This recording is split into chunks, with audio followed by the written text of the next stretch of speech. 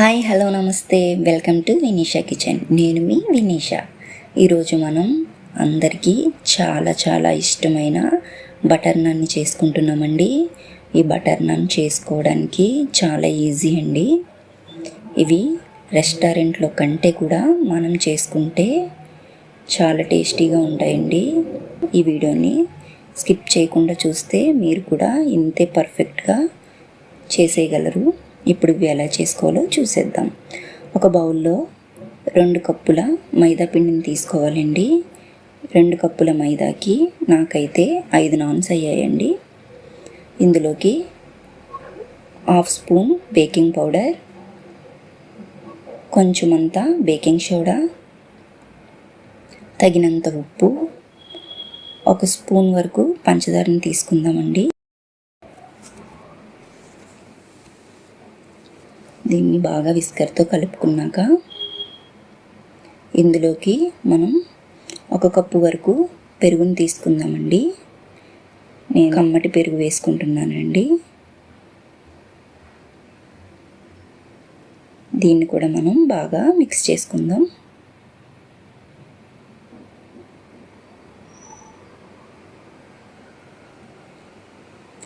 దీన్ని మనం చేత్తో కలుపుకుందామండి.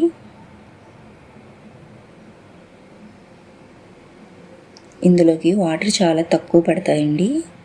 చూసుకుని మనం కొంచెం కొంచెంగా యాడ్ చేసుకుందాం.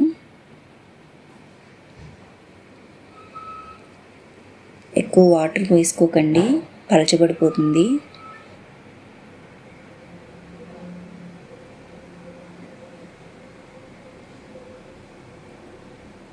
పెరుగులో ఎక్కువ వాటర్ ఉండడం వల్ల ఒక్కొక్కసారి అసలు వాటరే పడదండి.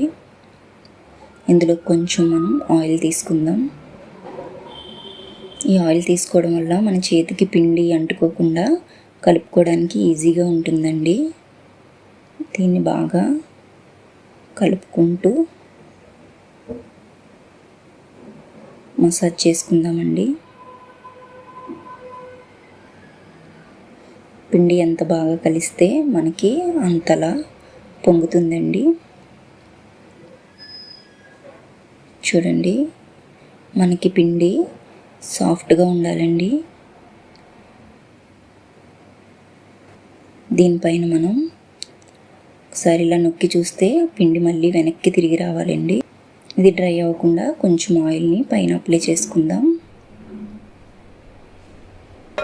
దీన్ని మూత పెట్టి కవర్ చేసుకుని 1 అవర్ పాటు పక్కన పెట్టుకుందాం. ఈలోపు కాజుని తీసుకుందామండి. నేను సగం కాజుని నానబెట్టుకున్నాను, సగం కాజుని పక్కన పెట్టుకున్నాను. ఈ నానబెట్టిన కాజుని పక్కన పెట్టుకుని ఒక బౌల్ తీసుకుందామండి. ఆ బౌల్లో మనం కొన్ని వాటర్ పోసుకొని అందులోకి ఈ జీడిపప్పుని, 2 ఆనియన్స్ని కట్ చేసుకున్నానండి. దాన్ని ఇందులో వేసి బాయిల్ చేసుకోవాలండి. ఇది బాయిల్ అయ్యేలోపు పక్కన ఒక బాండి పెట్టుకుని అందులోకి కొంచెం ఆయిల్ తీసుకుందామండి.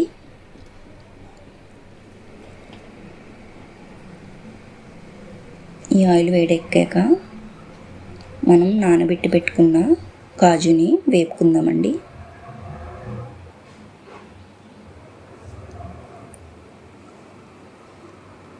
ఈ కాజు వాటర్లో వేసాం కదండి, చాలా సాఫ్ట్గా అయిపోయాయి. మళ్ళీ ఈ కాజు క్రిస్పీగా అయ్యే వరకు ఆయిల్లో ఫ్రై చేసుకోవాలండి.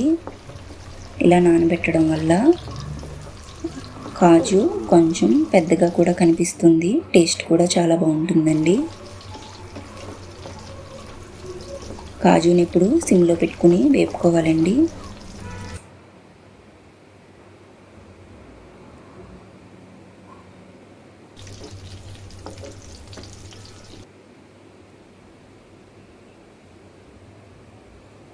ఈ కాజు మరి ఎర్రగా అవనవసరం లేదండి, కొంచెం క్రిస్పీగా మనకి సౌండ్ వస్తుందండి. అప్పుడు మనం దీన్ని బౌల్లోకి తీసేసుకుందాం.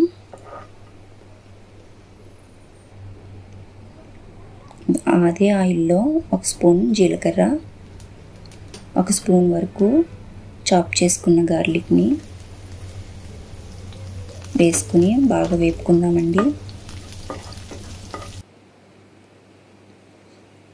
ఇది కొంచెం వేగాక ఇందులోనే 2 కట్ చేసిన ఆనియన్స్ని వేసుకుందామండి. 2 ఆనియన్స్ మనం బాయిల్ చేసుకుంటున్నాం. 2 ఆనియన్స్ కట్ చేసి ముక్కలుగా వేసుకున్నామండి. ఈ ఆనియన్స్ బాగా వేపుకున్నాక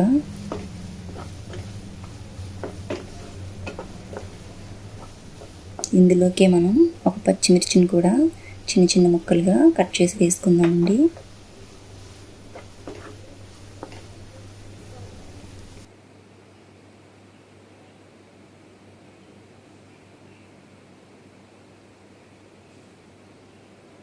ఈ ఆనియన్ బాగా వేగాయండి. ఇందులోకి మనం 1 కప్పు వరకు టమాటోని చిన్న చిన్న ముక్కలుగా కట్ చేసి వేసుకుందామండి. టమాటోని చాలా చిన్న ముక్కలుగా కట్ చేసుకోండి. ఇందులోకి కొంచెం అంతా సాల్ట్ని తీసుకున్నానండి. టమాటా కొంచెం బాగా మగ్గడం కోసం.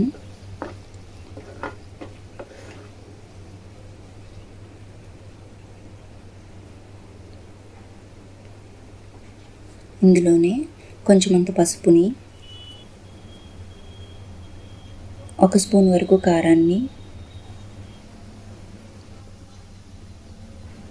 అల్లం వెల్లుల్లి పేస్ట్ని 1 స్పూన్ వరకు వేసుకుందామండి.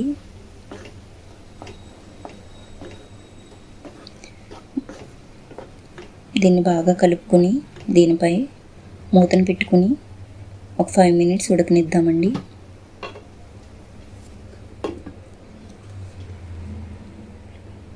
ఈలోపు మన ఆనియన్స్ జీడిపప్పు ఉడికిపోయాయండి. దీన్ని మిక్సీ పట్టుకుని పక్కన పెట్టుకుందాం. 5 మినిట్స్ తర్వాత టమాటో కొంచెం మగ్గాయండి.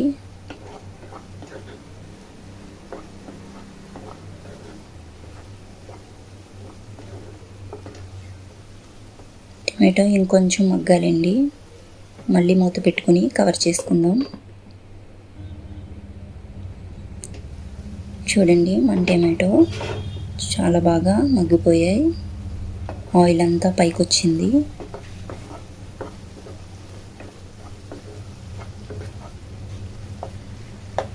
ఇంకొంచెం మగ్గిన తర్వాత ఇందులోకి మనం ముందుగా పేస్ట్ చేసి పెట్టుకున్న కాజు ఆనియన్ పేస్ట్ని వేసేసుకుందామండి. దాన్ని బాగా మిక్స్ చేసుకుందాం.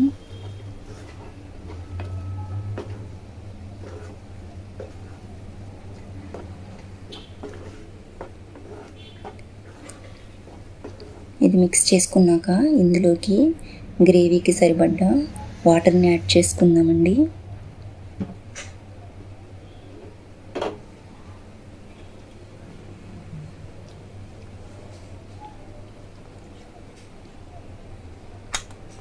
వాటర్ని చూసుకొని వేసుకోవాలండి. మరి ఎక్కువ వేసుకోకూడదు.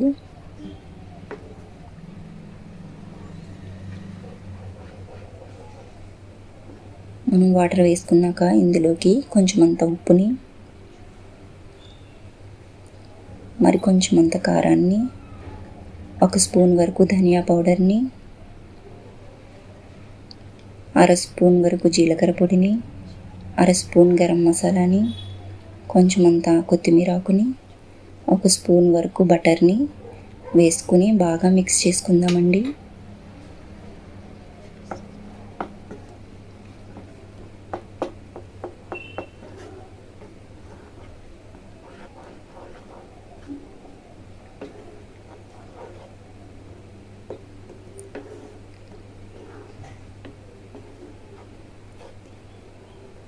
ఇలా మిక్స్ చేసుకున్న దీంట్లో మనం ముందుగా ఫ్రై చేసి పెట్టుకున్న కాజుని,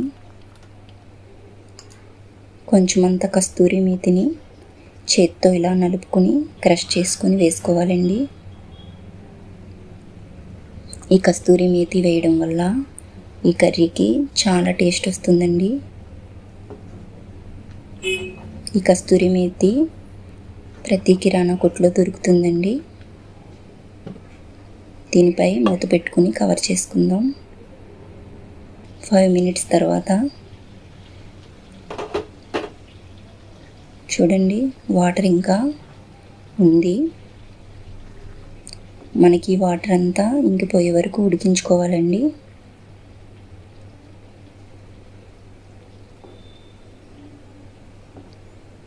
దీన్ని మరొకసారి మూత పెట్టుకుని 5 మినిట్స్ పాటు మీడియం టు లో ఫ్లేమ్లో పెట్టుకుని ఉడికించుకుందాం.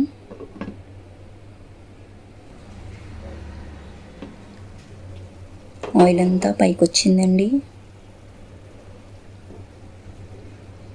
కానీ వాటర్ చూస్తే ఇంకొంచెం ఉన్నాయండి. మనం దీన్ని బాగా కలుపుకొని ఇంకో 5 మినిట్స్ పాటు మళ్ళీ మూత పెట్టుకుని ఉడికించుకుందామండి.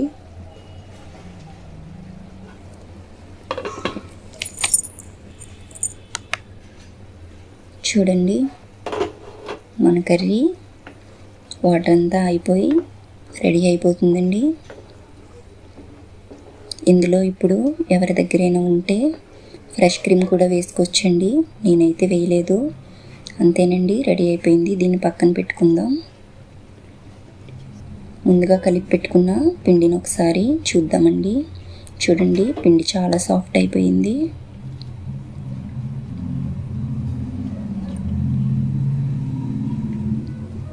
పిండిని ఒకసారి బాగా కలుపుకుందామండి.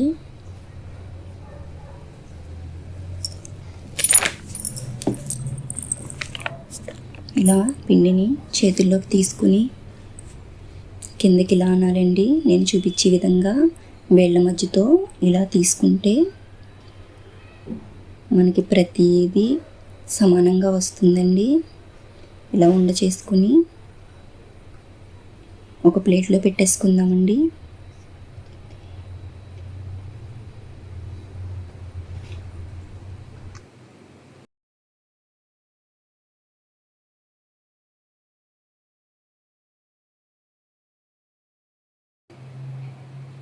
మిగిలినవన్నీ కూడా ఇలాగే చేసుకుందామండి.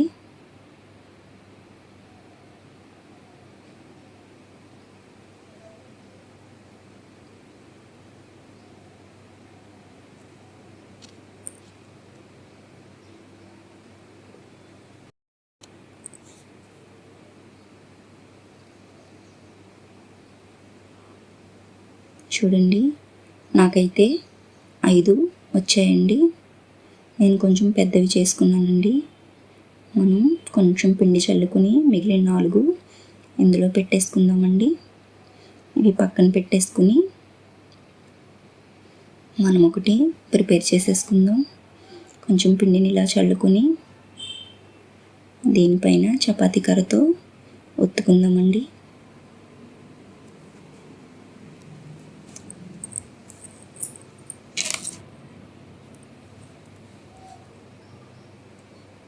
మరీ గట్టిగా ఒత్తకండి. కొంచెం పైన పిండి చల్లుకుంటూ కొంచెం నెమ్మదిగానే ఒత్తుకోండి.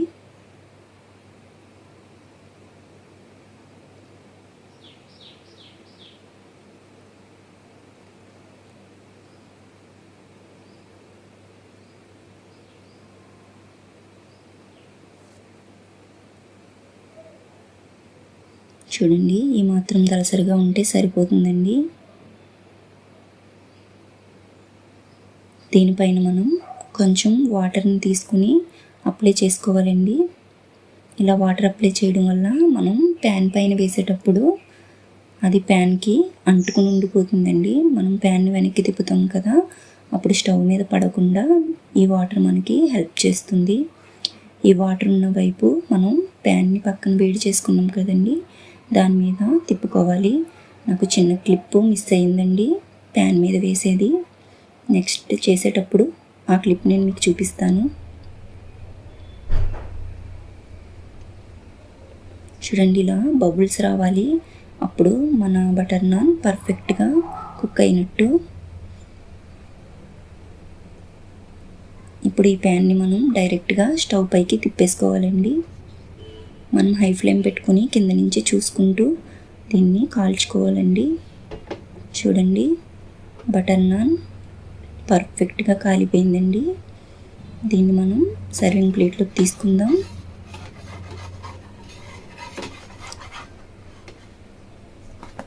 చూడండి, కింద కూడా మీకు చూపిస్తాను. చాలా పర్ఫెక్ట్గా కాలిందండి. దీనిపైన మనం బటర్లో కొంచెం కొత్తిమీర ఆకుని కలుపుకొని ఫస్ట్ ఉంచుకున్నానండి. దాన్ని దీనిపైన మనం అప్లై చేసుకోవాలి.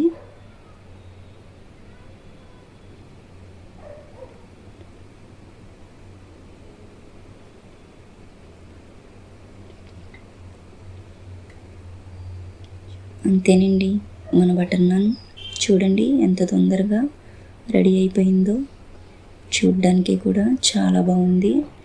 మనం ఇలాగే ఇంకోటి కూడా ప్రిపేర్ చేసుకుందాం.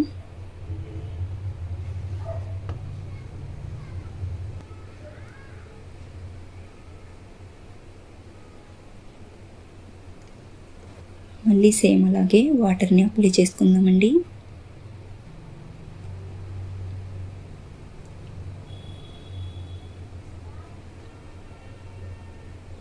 ఈ వాటర్ ఉన్న వైపు పెనం మీద వేసుకోవాలండి.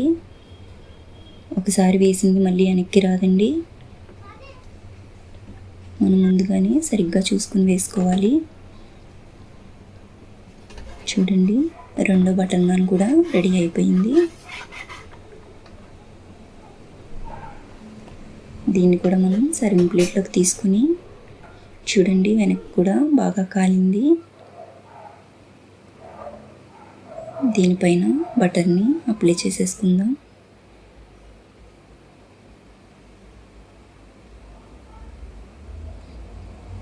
చూడండి, చాలా పర్ఫెక్ట్గా మన బటర్ నాన్ చాలా సాఫ్ట్గా రెడీ అయిపోయాయండి. ఇవి తినడానికి చాలా టేస్టీగా ఉన్నాయండి. దీంతోపాటు మన కాజు కర్రీని కూడా పక్కన పెట్టేసుకుందాం. అంతేనండి, మన బటర్ నాన్ కాజు మసాలా కర్రీ చాలా చాలా టేస్టీగా ఉన్నాయి. మీరు కూడా దీన్ని ట్రై చేసి నాకు కామెంట్ చేయండి. Thank you for watching.